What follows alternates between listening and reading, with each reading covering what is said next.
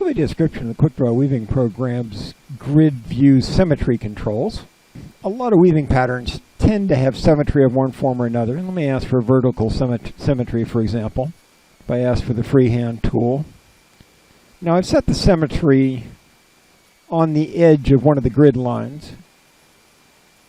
And from that, if I draw a little, I can draw half a heart, and it's automatically going to draw the other half.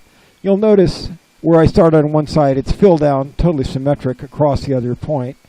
Can also do a right mouse click to send a center, and when the symmetry line is in the middle like that, now my center point is a single point. So I've got a lot of ability on where those symmetries are set up. I have multiple symmetry lines. Let me again recenter it here. So when I draw in one quadrant, it will automatically echo the others. Actually, I can go all the way to 4 quadrants.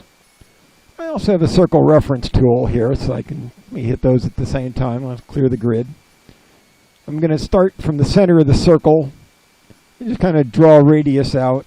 Now, if I want to actually fill in a circle, the green line is just a reference. It actually doesn't do anything. But now, when I use the freehand tool, I can actually create something much closer to a symmetric circle. And you'll notice from the threading and the treadling lines, it's actually a very smooth circle, totally symmetric up and down. So that's kind of what the symmetry tools do, and they are operable independently. So if I wanted to do